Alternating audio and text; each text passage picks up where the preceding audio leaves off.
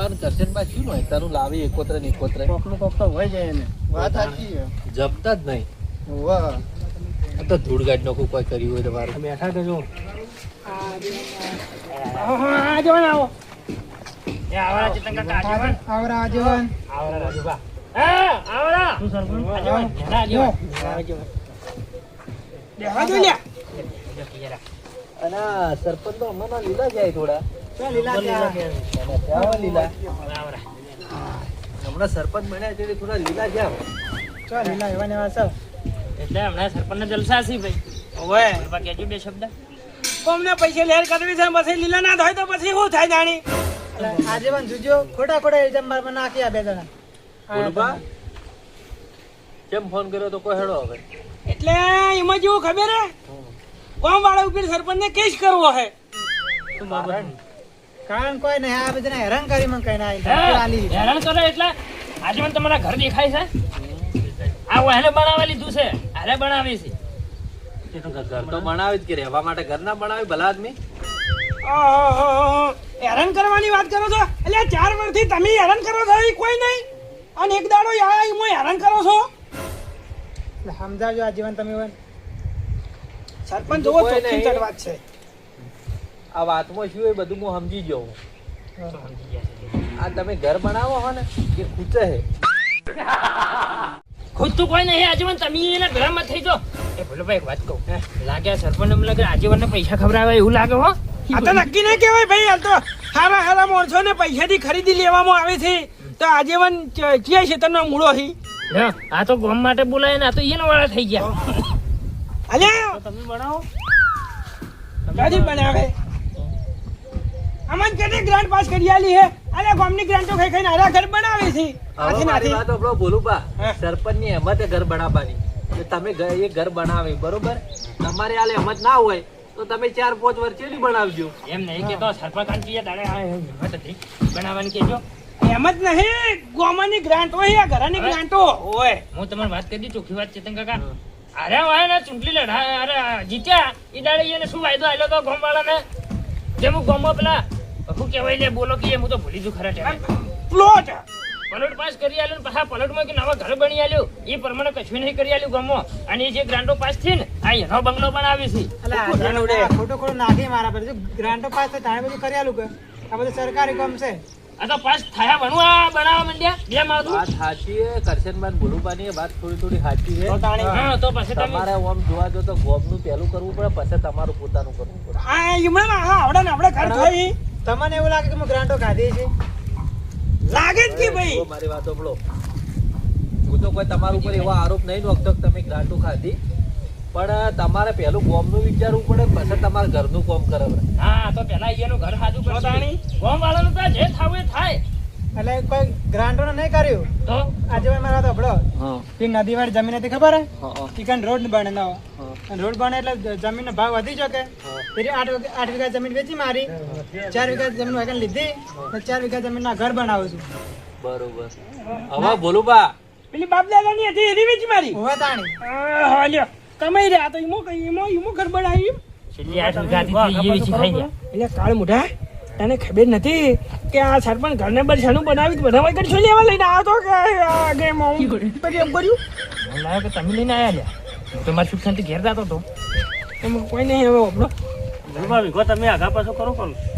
ના ના ભાઈ એમાં તો શું લેવા જમીન વેચવી પડે ભાઈ ઘર બદલે કરી બાપ દાદાની જમીન આવી જાય અમે ખરાબાની બોલુબા એ બોલુબા આ તમે જેનું તેનું ઉડતું લઈને આવો હો ત્યાં તો સરપંચ હારા હે કોઈ કહેતા નહીં અને જો આ કોક કરશનબા જેવું હોય છે ને તો કોક દાડો મિલ છે ખાલી એમ તો આપણી કરશનબા જેવું શું હોય કરશનબા મન લઈને આજ જે હોય કઈ એ બોલુબા યાર હું યાર હાથે આવું કરું હું તો લઈને આવ્યો છું અલ્યા પણ મને કહેવામાં એવું આવ્યું યાર કે સરપંચ છે ને નવું ઘર બનાવે છે પણ સરપંચ તો હવે અહીંયા બાપની બાપુજી વેચી દે તો જયારે ઘર બનાવે કે ગાડીઓ લાવે જે કરવું એ કરે હવે તમે કોણ કહેવા વાળા યાર અમારી ભૂલ થઈ ગઈ યાર અમે અમારી ભૂલ સ્વીકારો છે યાર હા ભોલુભાઈ મને ચલાવવા કર્યા હતા હું તો ખાલી એમ જ કીધું હતું કે સરપંચના ઘરે 2-3 દાડા ચીડી પાલટી રાખી છે એવું કીધું હતું જાણી બધો શું આજે હું તો યાર આમંત્રણ આલવા ગયો તો વાયના વચમાં મળ્યા તો કીધું બે દીધું અને પછી એમાં તો આ તો યાર એવું બધું મારું મગજ બીમારી હોય લઈને આવ્યા એટલે એ તો યાર એવું તો ગમે તેને લાગે કારણ કે અમને તો ખબર નથી બરાબર પણ હકીકત કહેજો આપણા ગામમાં શું કોઈ ઘર બનાવેલું સરપંચ કોઈ કરવું ના પડી નહીં યાર સરપંચ ચોથી બનાયેલી કોઈ ઘર બાળીને તીરથ કરી તો આવતી વખત સરપંચ મને બનાવો આખા ગામમાં ઘર હું ઉભા કરી આલું ચોથી કરી આલજો. અરે અલ્યા પણ તાકાત હોય સરપંચનામાં એટલી તો તાકાત હોય કે સહી સિક્કા પાસ કરી આલે આલજો. પેલી 4 વીઘા પડી એ વેચીને કરી આલજો. એટલે પણ સરપંચનામાં એટલી તો તાકાત હોય કે સહી સિક્કા પાસ કરાવડાવે હોય એ તો પણ કાગળિયા હતા તમારે બધા કરવા પડી કે સરપંચ તો બધું કરીને ના આલી કે તૈયાર કરેલો પડે હી આખા ગામના કાગળિયા પાસે રહીને હું તૈયાર કરી આલું બોલે સરપંચ મરાવજો સિક્કા મરાવશે તો સિક્કા અને એ તો જે વ્યવહારિક થાતું છે એ કરશી. સારું હેડો તે કાલ વાત તાણી કાલ હું બધા કાગળિયા લઈને આવું લઈને આવો તો હેડો એ તો યાર ઘરના હલવા હે તો તારે અમાર તો ઘરના હાલવા હા કરશનભાઈ હેડો જો હેડો આવે તમે ના અમે જાવ હવે હા જગ્યા વગર પ્લોટ ચોકડ પાડ્યો ઈ તો બધુંય થાય અલે આપણી ગમની નદીમાં પાડી આલ છે પણ પાડી આલ છે ખાલી તમે એક વખત ઓય. તૈયાર કરો પણ બબે વીઘા તો તમે ખરાબો લઈને બેઠા હોય એનો કાઢી આલો એટલે અમુક પ્લોટ કરો ઈ તો ઈમાંય કાઢ્યા છે એ બોલું બા બેહો ઘડી વાર એક વાત ના ના બેહો બેહો એટલે અમન બોલે પછી હેડો બેહો મારી વાત સાંભળો. બાજી આખી અવળી પડી ગઈ છે હવે બેસે તો હમું નહીં આવે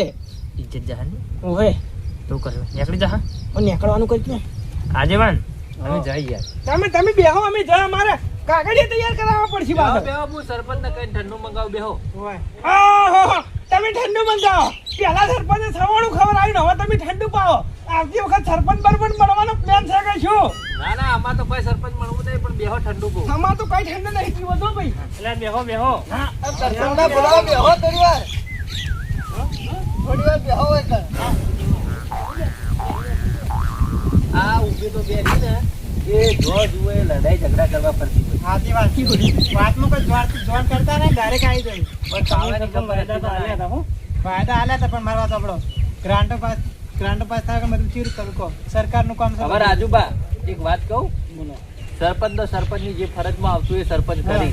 પણ હવે ઘર તો કોઈ સરપંચ કરી આલવા ના જ હોય. એ તો ઘર ધણીને કાગળિયો કરવો પડે એમાં ફોર્મ ભરવું પડે સહી સિક્કા કરાવવા પડે ફોર્મ જમા કરાવવું પડે ને આગળથી પાસ થઈને આવે ને એટલે ઘર ધણીના ખાતામાં પૈસા આવે કોઈ સરપંચને કોઈ લેવા દેવા હોય ને એમ. મારું મોટું વોટ દોસ્તો તાર તો 2 કિલો તવણ આરે ઉપાડી પાડી જાતે મી જોયા હતા 2 કિલો લઈને જતા હતા અરે મી જોયા છું એના આ સરપંચે આટલું ચવાણું આલ્યું તું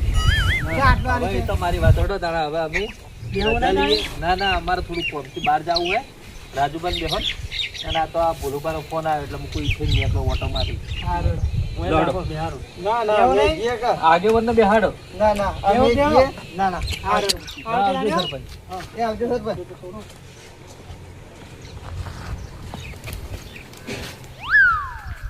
હેડવું થઈને પડો તમને પાછું તમે તમારે શોખ થાય આવું એવું કરી લઈને જતા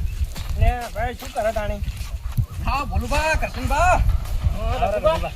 સરપંચ ને ભેળા થવા ગયા તા શું એના ભેગા થવા કોઈ નતા ગયા તો પુત્રો હવે બીજો પડક શું ઈચ્છી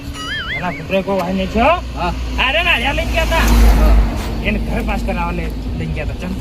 તે કરી આલે ક્યાં કરી આલ્યું કોઈ કંકોડી કરી આલી નહીં ખોટા અમે તમારો જીવ બચાવીને આવ્યા છે ને નહીં ગયા શું જીવ બચે ને પોતાને મારે કેસ કરવાનું કહી દેતા હતા સરપંચો તે તમારે 2 જણા બુદ્ધિ છે કે નહીં કેમ જ્યાં છોકરો નહીં તમે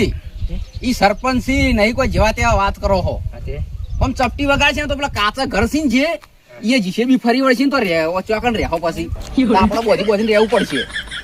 એ વાત સાચી મારી બા બોલું બા મારો ઓછો લઈને જો મને તો કે અમને તેમને પેલું શું કહેવાય ગ્રાન્ટો ખાઈ ગયા સરપંચ એમ કરીને લઈ ગયો તૈયાર એકન ઈ ભાઈ ગમે તે કરતા હોય ઈ રાજકારણ કહેવાય તમને ખબર પડે રાજકારણમાં નહીં પડતી તારી તો વાત તો પછી શું કરવા જો દોડીને આ કોક દાડો મને જોડે રે મહિના ખાવશે જેલના હળિયા ગણતા થઈ જા હા પેલા ઘરે છે આ તાળિયા ઝાપટ કરી નાખશે અમારી વળી શી ખબર એવું શું હોજું તું મારો ઓળશો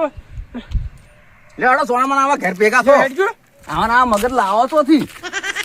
રઘુબા હા તમે સરપંચ આટલા બધા ઓળખ કરીએ પહેલા નાખો તો અમે તો ના તો યાર હમણાં હલવાઈ નાખો બોલુબા મન તો મને કીધું તું તમે કે જતા હું તો હવે બાર ગમ ગયો તો હાલ આવું છું હો જે હેડજો હવે કોઈ નહીં હલવાઈ નાખો એમ કરે આવો મૈયા આવો